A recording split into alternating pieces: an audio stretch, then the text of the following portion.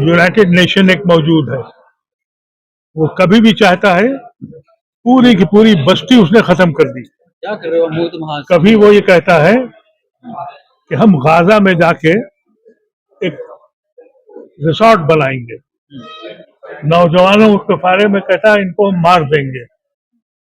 अभी उसने गाजा में जो बम्बार्डमेंट हुआ, हजारों हजारों घर लूट गए, बर्बाद हो गए, हम खामोश रहे, यानी हिंदुस्तान की हुकूमत खामोश रही। ईरान के हेड ऑफ द ईरान को, उनको, उनके खानदान को, उनके साथियों को बम से उड़ा दिया गया और हिंदुस्तान खामोश रहा। ये हिंदुस्तान की तहजीब नहीं थी, ये गांधी के तसव्वुर के खिलाफ काम हुआ है। हमारी हुकूमत ने हमको ऐसी जगह खड़ा कर दिया है जहां हम दुनिया में हमेशा पीस फैलाने की, यानी आप सोचिए कि गांधी के फॉलोअर मंडेला और झाले लोग जो इस वक्त थे, लूथर किंग वगैरह, गांधी को मानते थे, दुनिया में स्प्रेड हुआ। आज उस मुल्क की हुकूमत आज विलन के साथ खड़ी।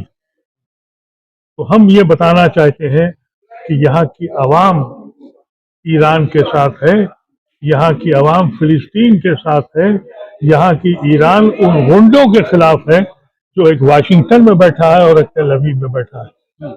अगर हमारा प्राइम मिनिस्टर उनको अपना दोस्त कहता है तो मेरी सर जो है मेरा शर्म से डूब जाता है कि एक प्राइम मिनिस्टर उन गुंडों के साथ ये कहता है कि he is my very good friend.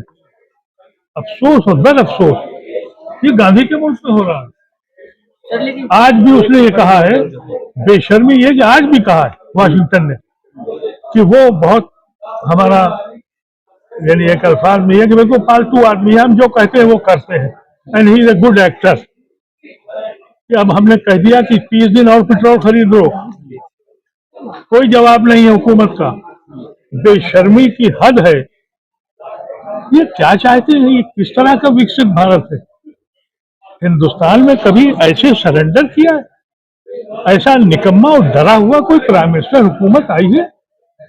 Washington से खबर आती है कि अब आप पेट्रोल बंद कर दीजिए, अब खरीद लीजिए, अब आपको हम इतने टैक्स लगाएंगे। आप कहते हैं सर हाजिर जनाब, और फिर चाहने वाले उनको कम अकल जाहिल किस्म के लोग उनको विश्व गुरु कहते हैं। विश्व का सबसे बड़ा मसखरा पैदा हो गया यहाँ। आज तक उसने एक अल्फाज नहीं कहा कि भाई कोई किसी के मुल्क में जाके बम कैसे मार देगा जब बातचीत हो रही है, और तबाही मचा देगा, उस मुल्क के हिट का बोलेगा, और वो बोलेगा नहीं। इसलिए नहीं बोलेगा कि ये उनके जाती दोस्त हैं। और आप समझ लीजिए, इंसान पहचाना जाता है अपनी सोहबत से, जिसके साथ वो रहता है। मुझे कहते हुए अफसोस हो रहा है, लेकिन आपकी पहचान होती है कि आप किसके साथ रहते हैं, आपकी कंपनी क्या है। तो आप अंदाजा कर लीजिए, नेहरू की कंपनी क्या थी? गांधी थे, आजाद थे, पटेल थे, वो कंपनी थी। आज किसकी कंपनी? इंटरनेशनल लेवल पे वो कंपनी है, और हिंदुस्तान में चीफ मिनिस्टरों की लिस्ट आप देख लीजिए, वो उनकी कंपनी है। अंदाजा हो जाएगा आपको कि हिंदुस्तान को किस तरह का प्राइम मिनिस्टर मिला है, जिसको ये कहा जाता है कि ये विश्व गुरु है, इस देश को बहुत कुछ दिया है। अभी देखिएगा, अगर ये लड़ाई बढ़ गई, हम तो चाहते हैं कि पीस हो, लड़ाई बंद हो जाए, इसलिए कि हम सड़कों पे आ जाएंगे, हमको खाना पीना हमारा मुश्किल हो जाएगा। किसी चीज का एहसास नहीं है, सिर्फ फोटो खिंचा रहा है। पार्लियामेंट वो जाते नहीं है, प्रेस कॉन्फ्रेंस वो करते नहीं है। हाँ, वो रोज न रोज एक फोटो खींचती है कि इसका इफ्तिताह, उसका इफ्तिताह, और इनॉग्रेशन हो रहे हैं। लेकिन सर अमेरिका कह रहा है ईरान को अनकंडीशनली सरेंडर करना होगा। ईरान जो है वो, ये समझ लीजिए, वेनेजुएला नहीं है। ईरान बहुत बड़ा मुल्क है, वो 25 साल से लड़ रहा है।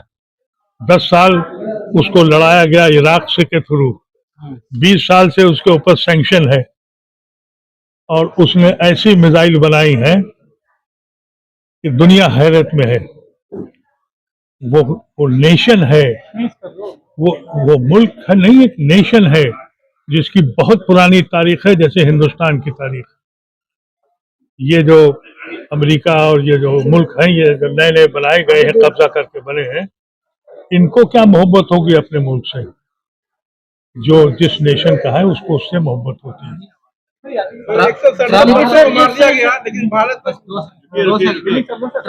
बस ट्रम्प और नेतन्याहू खामनेई साहब को तानाशाह बोल रहे हैं, कह रहे हैं हमने तानाशाह को मार गिराया है। और वो क्या है? वो जो बैठ के अपने स्टेट में कहे कि दूसरे मुल्क की सरकार हमारे से बनेगी, वो तानाशाह है। और जो उसकी आवाम जिसको जिता के लाएगी वो तानाशाह बन गया। अरे भाई, खामनेई जो है या ये हुकूमत जो है उनके आदमियों ने तो चुनी है। तुम जाके वेनेजुएला के प्रेसिडेंट को उठा लाते हो और किसी मुल्क पे जाके कब्जा कर लेते हो, दूसरे मुल्कों को कहते हो कि तुम्हारे ऊपर बैंड लगा दूंगा, और दूसरे मुल्कों से कहते हैं कि रशिया से पेट्रोल मत लेना। वो तानाशाह है या वो डेमोक्रेट है? ये इस तरह की बातें जो वो करता है, दीवाना किस्म का आदमी।